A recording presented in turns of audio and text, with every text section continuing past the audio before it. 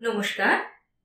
আজ আমি তোমাদের দেখাবো আপগ্রেডেশন রাউন্ডে তোমরা যদি হায়ার কোনো প্রেফারেন্সে অ্যালটেড হও তাহলে কিভাবে তোমরা ভর্তি হবে।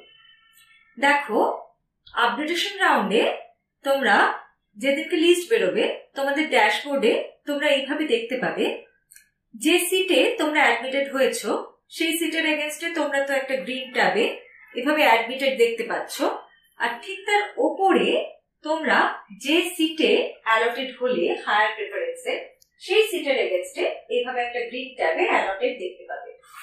আর দেখো, একটা কংগ্রাচুলেশন মেসেজে তোমরা দেখতে পাচ্ছ যেখানে তোমরা অ্যাডমিটেড হয়েছো সেটা, আর তার নিচে আর একটা কংগ্রাচুলেশন মেসেজে তোমরা দেখতে পাবে টেক অ্যাডমিশন। নতুন যে সিটে তোমরা অ্যালটেড হলে হায়ার প্রেফারেন্সে তার এগেনস্টে তোমরা দেখতে পাবে টেক অ্যাডমিশন। সেই টেক অ্যাডমিশনে যদি তোমরা ক্লিক করো, অর্থাৎ আপগ্রেডেড সিটে যদি তোমরা অ্যাডমিশন নিতে চাও তাহলে তোমরা এই পেজে এসে পৌঁছবে। আগের বারে যেভাবে তোমরা অ্যাডমিশন নিয়েছিলে সেই রকমই একটা পেজে তোমরা এসে পৌঁছবে। আবার তোমাদের সিলেক্ট করতে হবে কোন সিটে তোমরা অ্যাডমিশন নিতে চাও, রিজার্ভ না রিজার্ভ, এবং খুবই গুরুত্বপূর্ণ এখানেও তোমরা চুজ করতে পারবে তোমরা আপগ্রেডেশন চাও কি চাও না। অর্থাৎ এর পরের রাউন্ডে আবার তোমরা আপগ্রেডেশন চাও কি চাও না, মপ আপ রাউন্ডে তোমরা আবার হায়ার প্রেফারেন্সে আপগ্রেডেশন চাও কিনা সেটা তোমরা সিলেক্ট করতে পারবে। এটা খুব গুরুত্বপূর্ণ বিষয়, মন দিয়ে এটা শুনে নাও।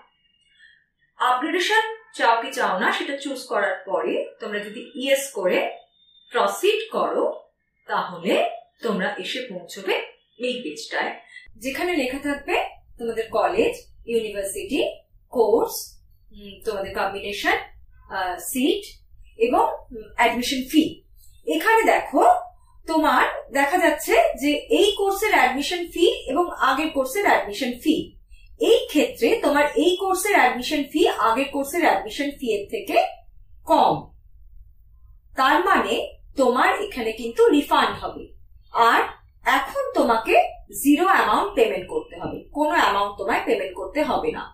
তোমার ব্যালেন্স অ্যামাউন্ট যেটা থাকবে সেটা নির্দিষ্ট সময় তোমার যে অ্যাকাউন্ট ডিটেল তুমি দিয়েছিলে রেজিস্ট্রেশনের সময় সেই অ্যাকাউন্টে ফেরত চলে যাবে।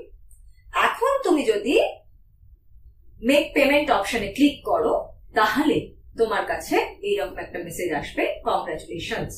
এরপর তুমি যদি গো টু ড্যাশবোর্ডে যাও তাহলে সেখান থেকে তুমি কিন্তু ডাউনলোড অ্যাডমিশন রিসিপ্ট করলে তুমি পেমেন্ট রিসিপ্টটা ডাউনলোড করতে পারবে।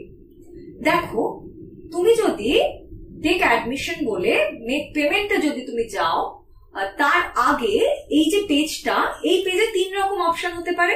একটা যেটা আমরা আগে দেখলাম, যেখানে তোমার কোর্সের আপগ্রেডেড কোর্সের অ্যাডমিশন ফি আগের কোর্সের অ্যাডমিশন ফি এর থেকে কম, যে ক্ষেত্রে তোমার রিফান্ড হবে।